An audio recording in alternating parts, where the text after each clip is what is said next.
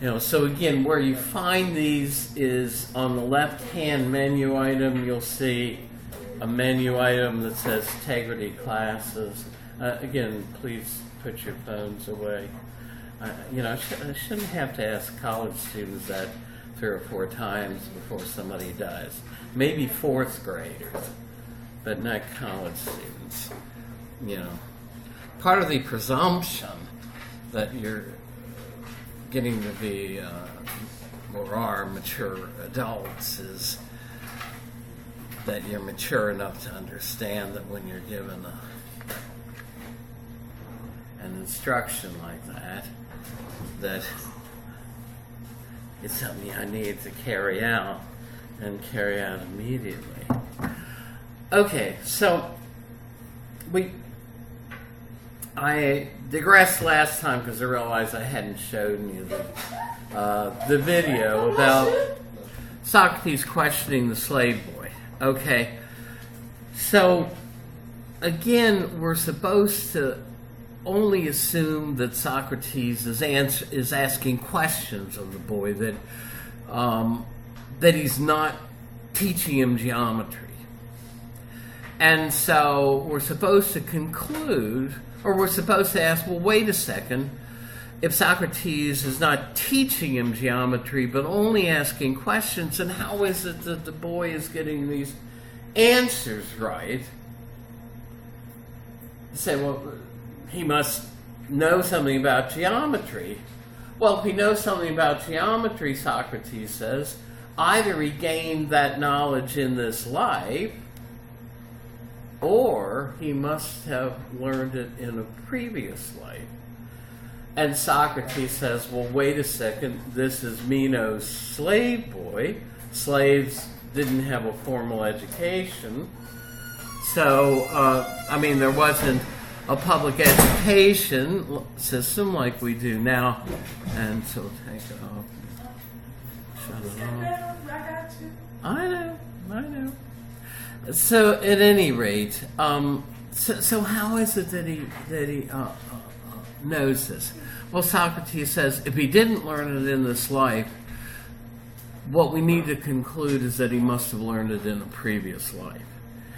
Now, we already discussed the fact that is almost certainly a false dilemma, that there are more options for what's going on there than Socrates gives us. But Socrates then is trying to convince us, though, that this boy learned something about geometry and has knowledge of geometry from what he learned in a previous life. So how does that connect up with a discussion of Plato's forms? Well, the point is, we're going to see that for Plato, the forms are ideal entities, and Socrates' argument and Plato's argument is our soul was actually in a very direct way acquainted with these objects of knowledge between incarnations. Now that's asking you to buy a lot, including in reincarnation, which Plato and Socrates both bought into. But I'm not asking you to buy into reincarnation, only to understand that they did. So, if you ask, well, then what is the slave boy's knowledge of? Well, genuine knowledge for Plato can't be of such fleeting objects as the sand drawings, the line drawings in the sand of triangles and squares that Socrates is drawing for the boy. Again, things in this world are imperfect and not completely real. So knowledge can't be about those. Knowledge has to be about what's real and unchanging and perfect, and no triangle drawn in this world is perfect for Plato. So genuine knowledge then isn't about these things, but it's about the forms, and it's not acquired through our 5 senses. but through reason.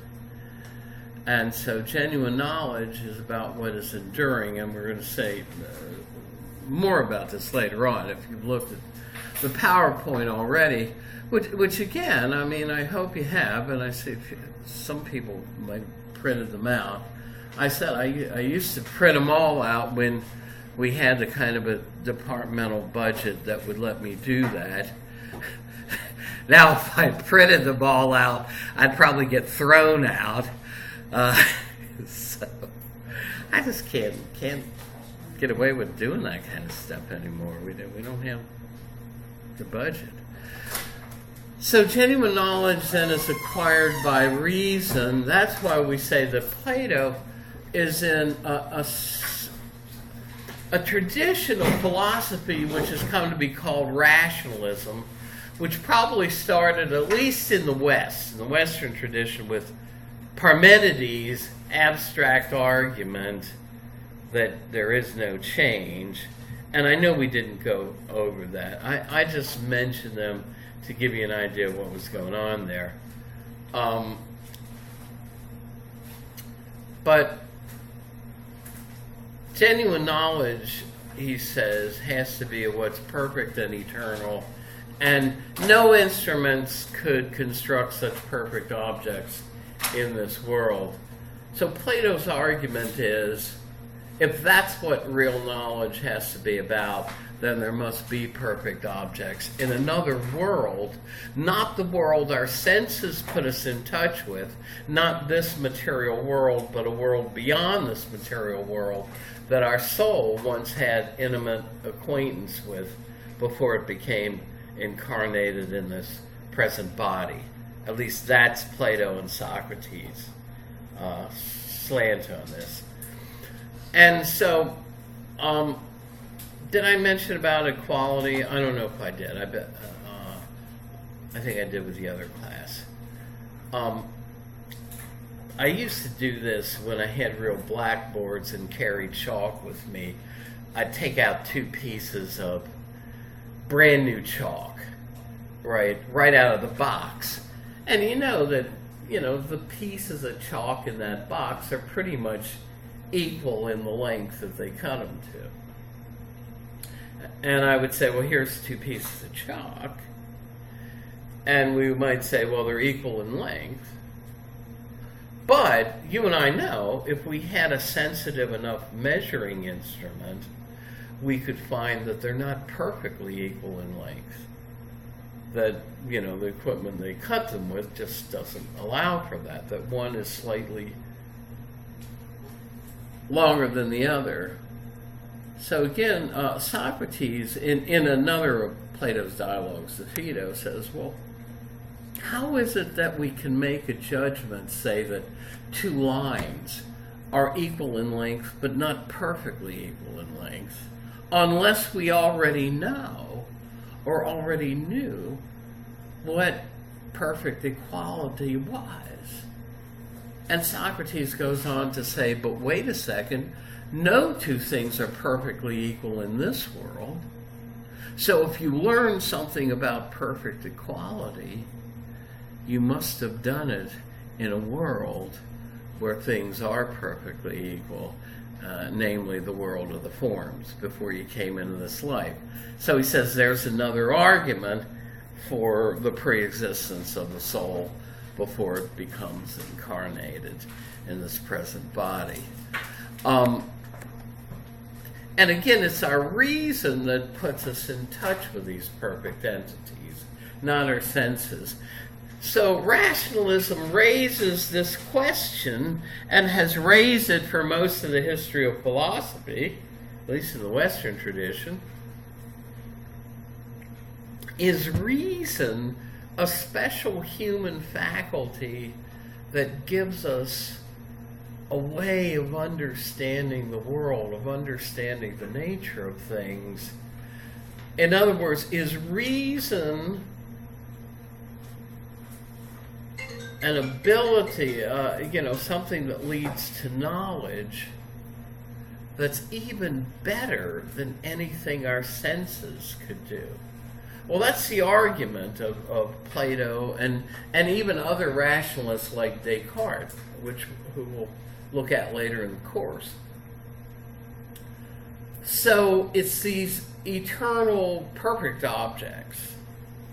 One way of looking at them is to understand the forms to be like perfect blueprints. Say you make a blueprint of a house, right? That may have perfect dimensions and everything for what the house should be. But then you can build a number of particular houses with that perfect blueprint of a house as a guide. And if for Plato, there's like a perfect square and a perfect triangle in the realm of the forms, which functions like a blueprint for every particular triangle or every particular square. Take the desk you're sitting on. He thinks that there are eternal forms for even mundane things like desks and chairs.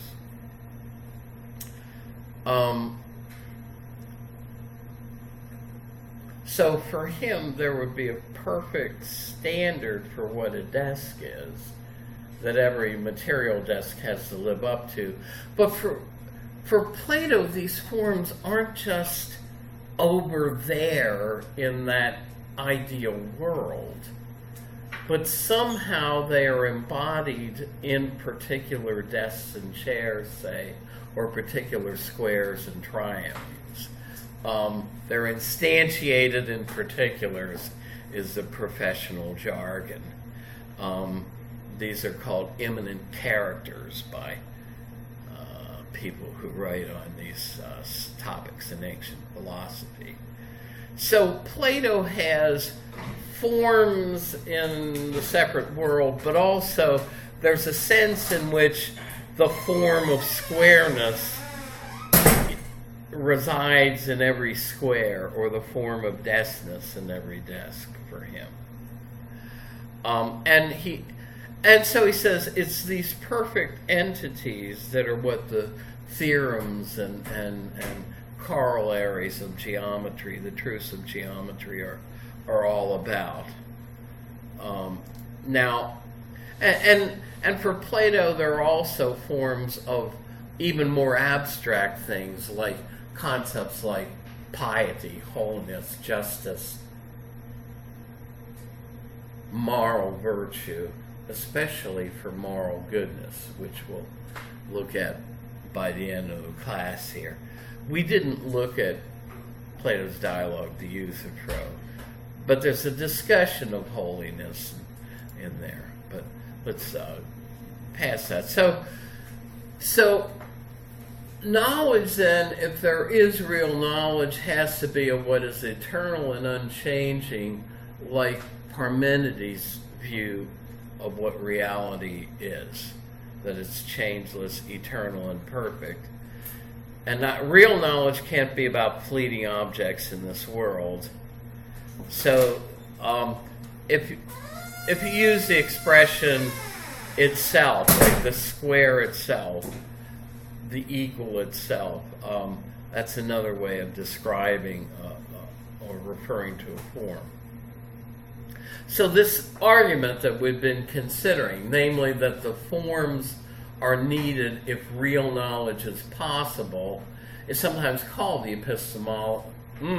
epistemological argument for the forms. I know, I used to be able to speak the English language fluently, right? Easy for me to say. It's funny. Some of you are going to go into various medical specialties. Some of you may already be in medical technician, and you want to be a nurse or something. I remember a fellow graduate student. The University of Virginia Hospital was right across the street from a little building that the philosophy department had for a long time as its headquarters. And this fellow graduate student, he had a friend who was kind of sick, and he wanted to visit in the hospital, but they didn't want to let him in because he wasn't family. And he said, well, wait a second, I'm this woman's epistemologist. You need to let me in there. And the nurse let him in. And he was an epistemologist. That is, he was a philosopher who studied questions of the scope and limits of human knowledge. But, of course, the word epistemologist also sounds like it's a medical specialty. So she kind of let him in. Honestly, true story. Anyway, to get back to this, right?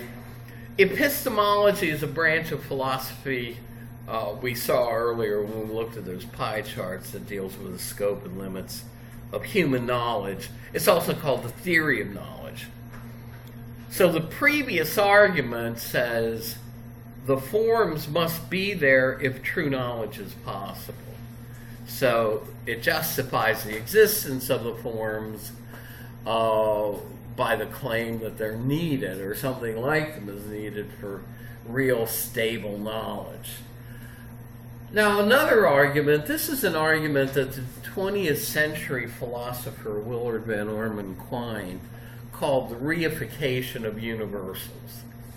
In the Middle Ages, some of the arguments between Plato and Aristotle about the existence of forms were rehashed, only instead of talking about forms, they talked about universals, universal properties like squareness, triangularity, justice, piety. And so metaphysics is a branch of philosophy dealing with the nature of reality. And what Quine meant by this being an argument for the reification of universal properties is that this metaphysical argument makes universal properties to be real properties apart from particular properties. So, as I say in this slide, one question that metaphysics considers is whether there's anything universal that exists, like squareness, like justice, like triangularity, or is everything that exists particular? Is there such a thing as deafness, or do only particular deaths exist? Is there such a thing as squareness as a general property, or do only particular squares exist? Well, this argument tries to say there are general properties that exist. And it's a very simple argument. It says if two particular things share a property in common, like in this slide, two particular squares share the general property of squareness in common, well, the argument says then there is something that they share in common. That is, that property that they both share actually exists apart from the particular things. And this is Plato's view of the forms. He thinks the forms are so real that if there were a form for deskness, if every desk in the world went out of existence, he'd say there still would be a universal standard for what a desk should be, you know, the form of a desk. And he can raise interesting questions like, was there an eternal standard even before Steve Jobs for what an iPhone 7 is supposed to be? And what would that have been? You know. Anyway. So this is another argument that makes the forms into real properties. Now, even Plato raised some serious problems with this argument, which we're not going to go into now. Again, this slide just gives another example. In other words, two large things share the common property of largeness. And so you can make this argument for any property that two things, two or more things are said to share. So that's all I'm going to say about that argument. But it's another independent argument that says, well, the forms must really be there, because if two things share common property, then that property they share has to actually be there to be shared by them. The semantic argument for the form. Semantics usually isn't discussed a lot in introductory philosophy, but semantics is the area of philosophy that deals with the meaning and reference of words, right? So take the words Victor Morawski, right? They are the proper name that single out one particular individual in this room, right? Doesn't single out any of you, whereas your proper name singles you out, but not me, right?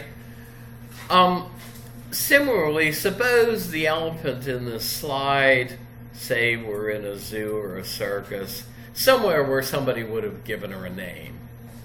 This elephant is named Gertrude, right? So Gertrude is the proper name of the elephant. But note, while that name Gertrude singles out her among other elephants, she shares with other elephants,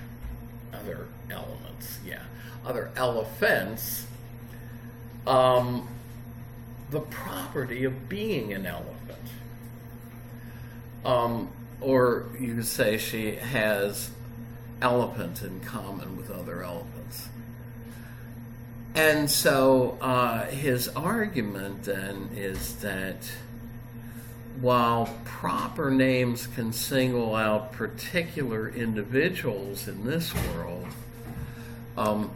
general names like elephant, square, squareness, circularity, they single out, they are the proper names of forms.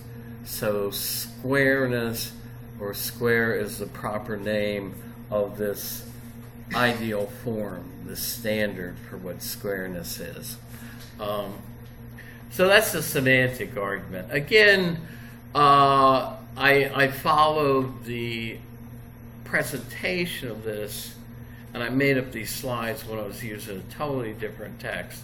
But I think it's a good way of talking about Plato on the forms. So for Plato then, reality is complicated, right? It includes not only this world, but Plato wants to emphasize reason, and as I say here in this slide, like Parmenides, who had a totally abstract argument for his claim that there is no change. Again, there's a slide on him in that History of Philosophy PowerPoint, which I'm probably not going to ask you any questions about the pre-Socratics, except as Heraclitus and Parmenides might relate to Plato's views. I'm not going to ask any questions about, say, Thales and Anaximander or Anaximenes. I just wanted you to look at the kind of thing they were doing in that History of Philosophy presentation to give you an idea of what preoccupied the pre-Socratic philosophers, that most of it was metaphysical topics about the nature of reality. So Plato says, if we rid ourselves of thinking that the senses are the best way to knowledge, our bias in favor of the senses as the route to knowledge, we see that things like perfect beauty, beauty itself, equality itself, and other properties, forms, number one, are not simply imaginary entities.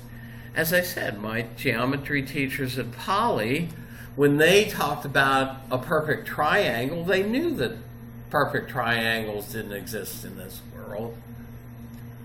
But they talked about it and a whole school of mathematics talks about these objects as human constructions, imaginary items. In other words, if there are no perfect triangles, then if we're talking about a perfect triangle, for them we're talking about an imaginary triangle that has no more existence than, say, other imaginary entities like unicorns, for instance. But for Plato, these forms are not only real, but they're more real than the objects we're acquainted with in this world through the senses. So he's trying to stand on its head what he knows are the views, not only people today, but views of people in his own time who would have thought that the most real things we experience are the particular material things we experience in this world. Plato tries to argue, so if you, like this world that I have in full color here is the sensible world, but then reason puts us in touch with things in the world of the forms. And the forms alone for him are perfect in having the property that they are the form of. And Plato says this is what philosophers should be concerned with. I have a friend who's very much into the Real Housewives of X shows, whether X is New Jersey or, California or Atlanta, the Real Housewives of. And if you ever looked at any of those shows, I mean, they are very much into beautiful things, right? Things in this world. And Plato says, look, the ordinary person is interested in beautiful things, but the philosopher should realize that any beautiful things in this world are imperfectly beautiful. Like, take a rose. You say, well, this is a beautiful rose. But we know that if we looked at it closely, if it were a real rose, it might have a few little dark patches here and there, a few little imperfections. Maybe it's missing a petal or it has a misshapen petal here and there. In other words, the rose, a particular rose, would not be perfectly beautiful.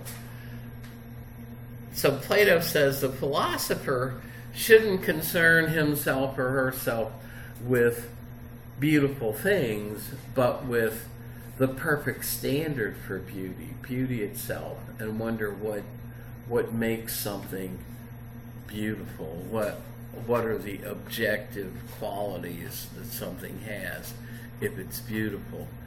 So only the beautiful, or beauty itself, is perfectly beautiful forever. Right? You get a bouquet of beautiful roses today, and, again, if the world doesn't end a week from now, it's not going to look as beautiful. They aren't going to look as beautiful, are they, even if you put them in water? So, particular beautiful things are always imperfectly beautiful. They always have some ugliness mixed in. They have imperfections, and they won't be beautiful forever, but beauty itself would. So again, to sum up things, this world is the world that's in constant change. It's Heraclitus' world. Objects are never perfectly what they are. He calls it a world of becoming, because in this world things are in constant change. They're constantly in a state of becoming something else. It's like this world is a videotape, whereas things in the realm of the forms are more like a still shot of something. They are eternally the same and they're unchanging. So this world's Heraclitus' world, but he says the real world experienced by reason, not the senses, is the world of the forms where things are changeless and eternal, and That's Parmenides' world. Now, I'm not going to say much about the divided line, but look at this pillar, right? This old pillar from a building that's no longer there. Now, note what it's doing. In the picture, the pillar is casting a shadow, right? This is a good segue into the allegory of the cave. This is a different illustration Plato uses by the divided line to illustrate the distinction between the two worlds. But note that the shadow of this column is an imperfect representation of the column itself. But now, for Plato, the column itself is an imperfect representation of the perfect standard for a building column that's in the realm of the forms. So as shadows are imperfect likenesses of real things in this world, so those things are imperfect likenesses of their forms. Like the shadow of an eagle is to an eagle, as the form eagle is to the particular eagle. Now, we're not through yet, okay? I'm going to quickly go through a few of the high points. And again, if I ask you questions about this on a test, and this is there in Blackboard for you, it's going to be about some of the main items here, not every little subtlety. So remember, we said one interpretation of that allegory of the cave, called a myth of the cave, parable of the cave, illustrates the critical function of philosophy, the way philosophy, as Socrates did with the people in his own day, motivates us to challenge and look for the reasons behind the uncritically accepted beliefs we soaked up from our own culture. So Plato meant it to be a story about that, because that's what Socrates was doing in the streets of Athens by challenging the craftsmen, the poets, the politicians, and the sophists, was what they believed. But Plato also meant this story to have a completely separate interpretation. It was supposed to represent his two-tiered theory of reality. To understand it, recognize that everything inside the cave represents stuff in this world, in the material world that our senses put us in touch with, right? So the cave represents what is called the sensible world. Now here we're not we say he or she is a really sensible person. We're using sensible with a totally different meaning. Sensible means able to be sensed, able to be experienced by the senses. So things in this world are things that we can experience with our senses. So things in the cave represent this world. Of course, even in this story, the prisoners represent us.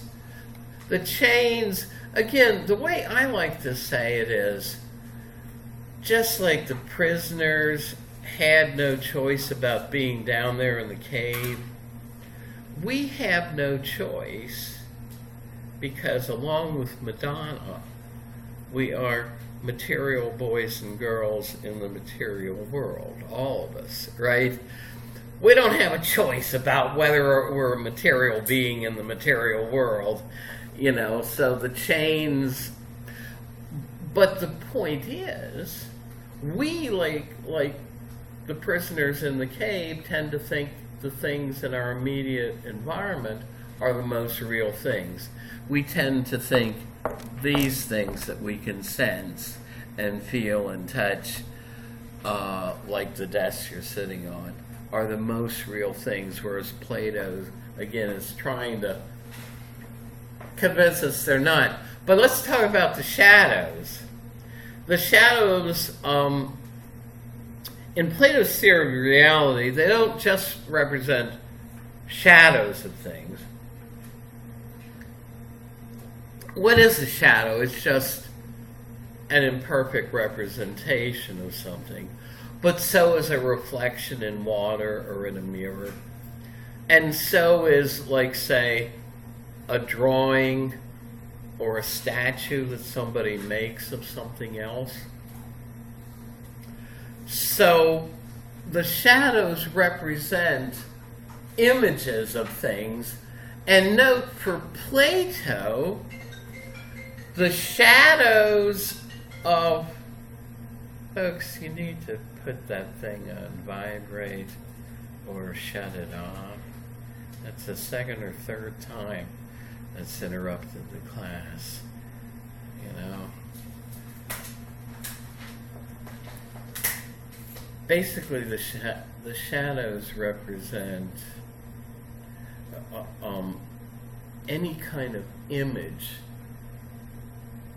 And note, the shadow is not as real as the object casting the shadow for Plato.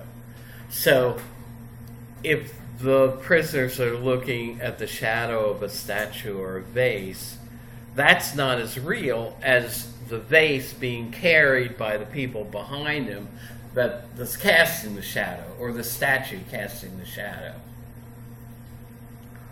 So images are one, are separate from what is most real. But now here is where Plato goes beyond that. And so remember, say we're talking about a vase.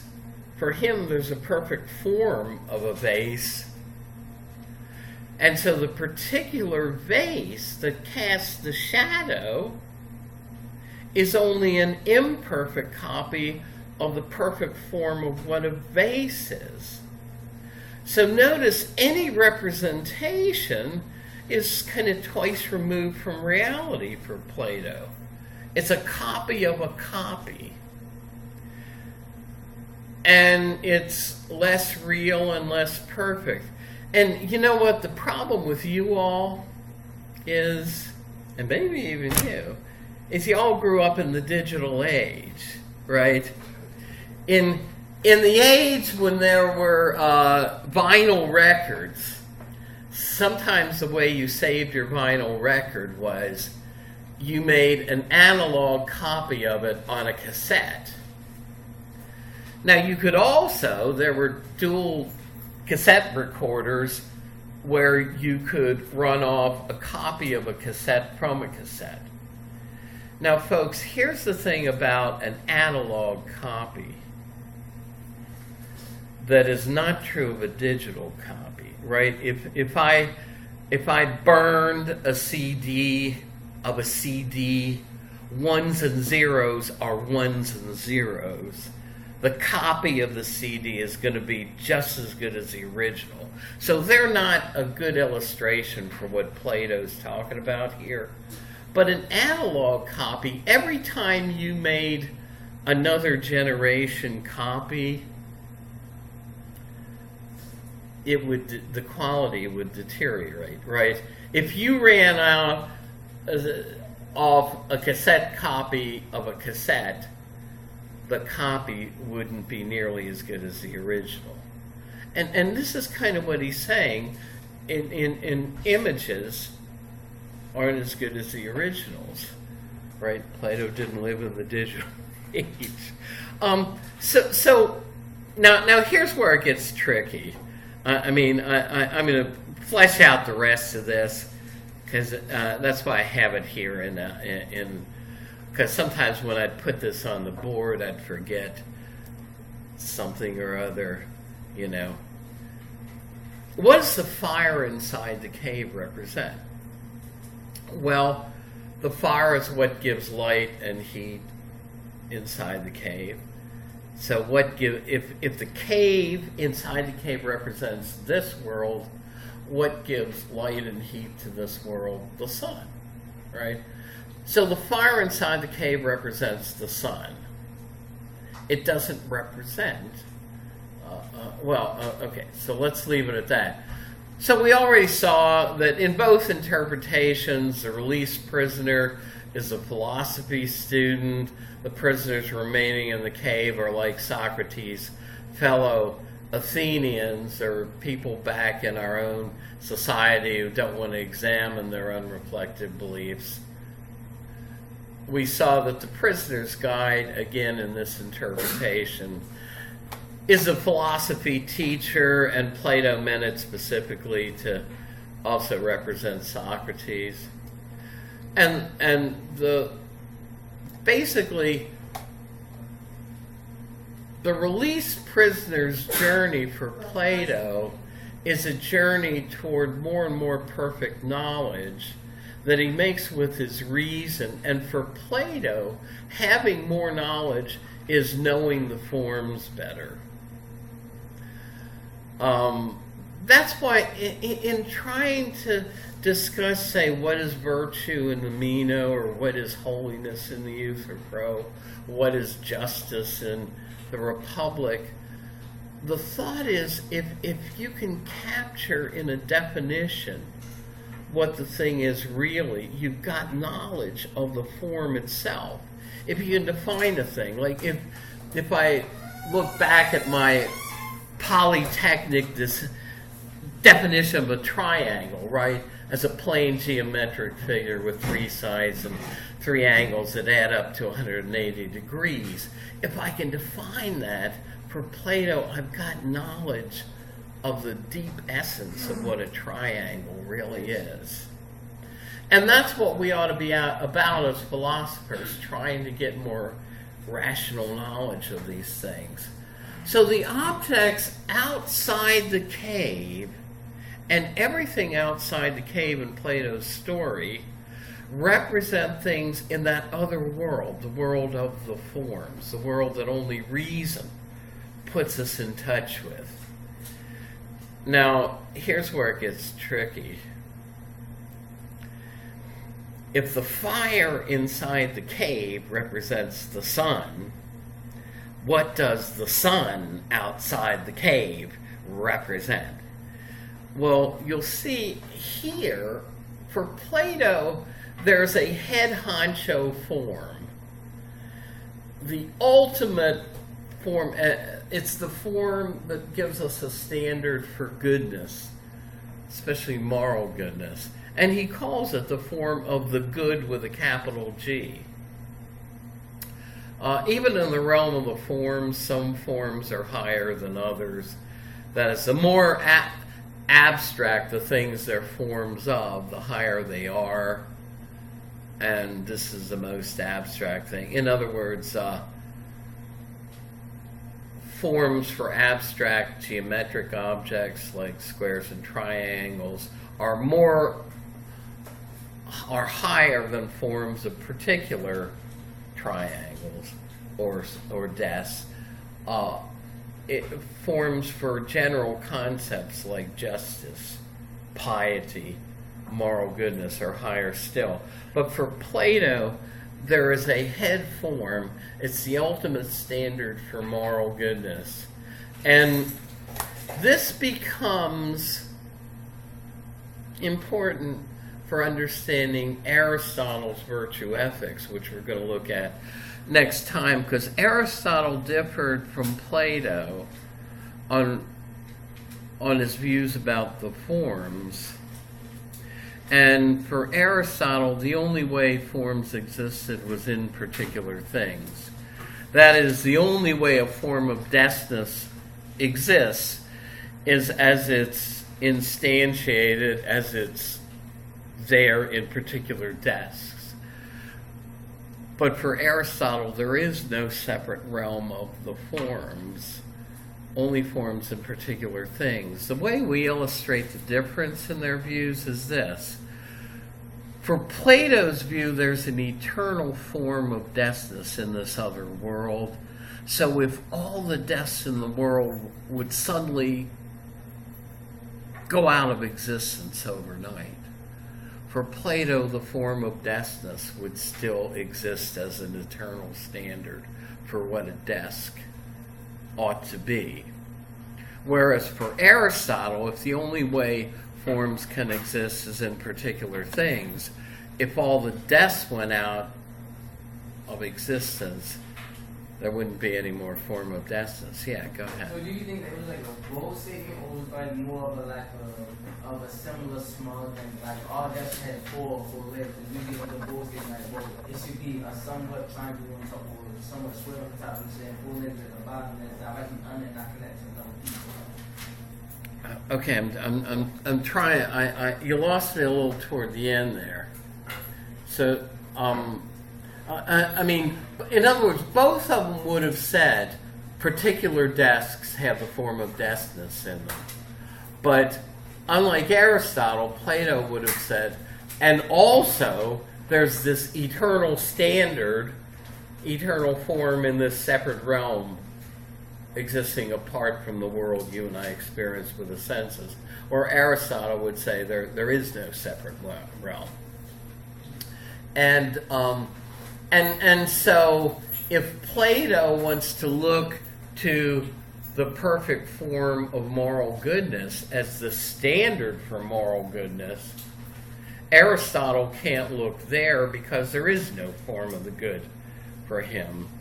He's got to define moral goodness in a different way, and he does it as eudaimonia, as well-being or happiness. We'll look at that next time. I think I made that PowerPoint visible to you.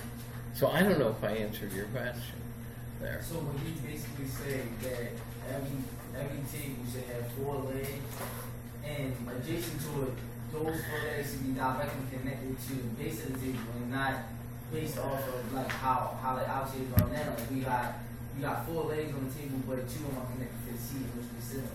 Well, you're right. You're hinting at a very important question that even modern philosophers raise, and that's the 20th century philosopher Ludwig Wittgenstein rejected this view, and he said, look, there's not any one definition you can come up with that is the definition that perfectly, that is a definition that all, say, desks have to conform to be a desk. The way Wittgenstein said games, he said, is there one definition of what a game is that's going to cover all games and only those things that are games? That's what philosophers like Plato are looking for, and Wittgenstein says, no, there isn't one form. There are what he calls overlapping family resemblances among things that we call games. They have various features in common, but there's no one set of features that you can list that all and only games have, and that something has to have in order to be a game. So you raise an important issue. Pardon? I said, why don't you just say that a broad statement like every game has an end and also has a beginning? Well, because there are lots of things besides games that would apply to.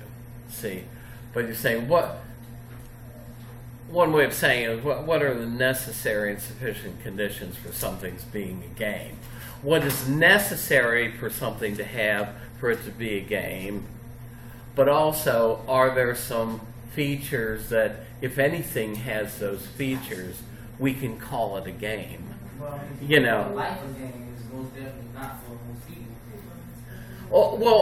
Well, yeah. In other words, it doesn't seem to work for games, and it doesn't seem to work for desks, right? I mean, I really get thrown a curve in CCBC. They have desks that are somewhere between a desk and a table that the students are sitting at, and they're not as obviously desks as the one you all have. right? So are they desks or are they tables? Well, if you look at them, they've got some of the features of both. It raises a good question. So we'll look at this next time. Again, I just recorded it. Oh no! Oh man! Oh, that's bad. That's bad. I gotta see if I can force upload this. Hold it.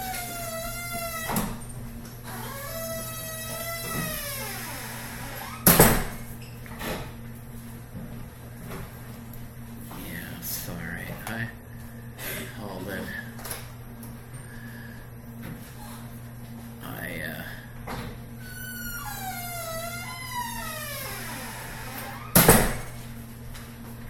This is my notes from when I was in here last Friday and Monday.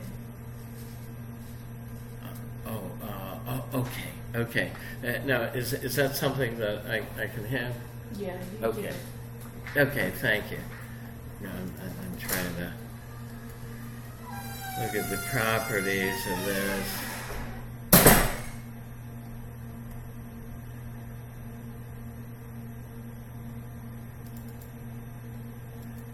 Jesus Christ. God damn it, I can't believe I did that.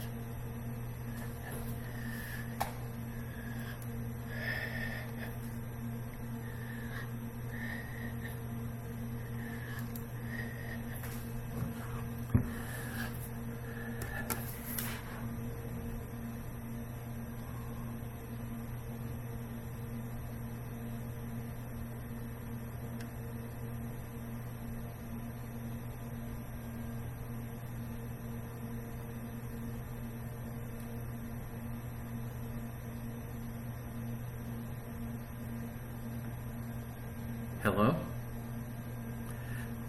Yeah, could I please have the faculty help desk, please? Thank you.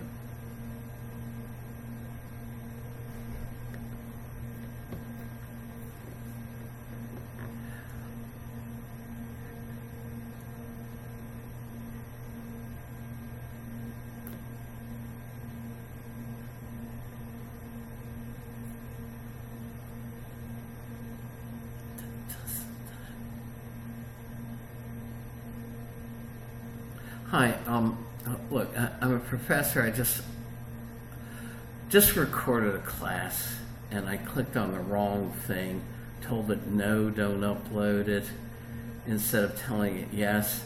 Now, doesn't that file that I just recorded the past hour live somewhere on the local machine, and can't I force upload it?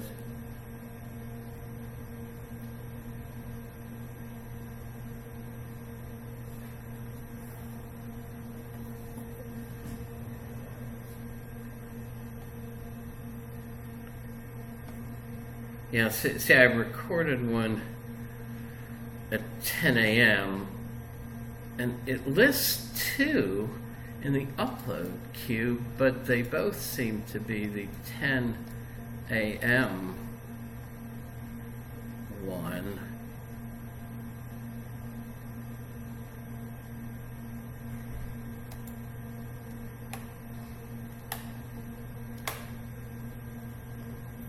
Oh, okay. Now, wait. I'm calling from the classroom. You know what classroom that is? 222. Yeah. Okay. Okay. I don't know if there's a class in here or not, but I don't see anybody. Okay. I'm just gonna stay here. We'll see if we can sort it out, because even though I can copy the one from the 10 o'clock class, this was a little bit different because they were not at the same place when I started it in the lecture. So, okay, I'll stay here, sip some coffee till you arrive. Thank you very much. Okay, bye-bye. Oh, man. I shouldn't have done it. talking to somebody. I should have waited. Damn it. I told it no instead of yes. My mom.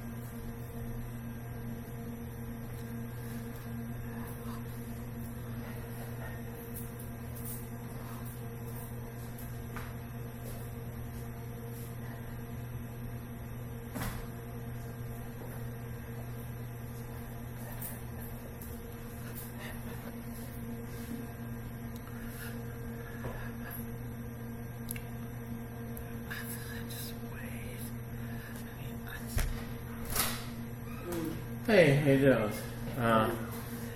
Yeah, I thought I'd just, wait, yeah. Now, see, I tried to pull up the upload queue, but I think the only thing it's listing is, see, I have two classes back to back, right? Mm-hmm. The one from the 10 o'clock class uploaded fine.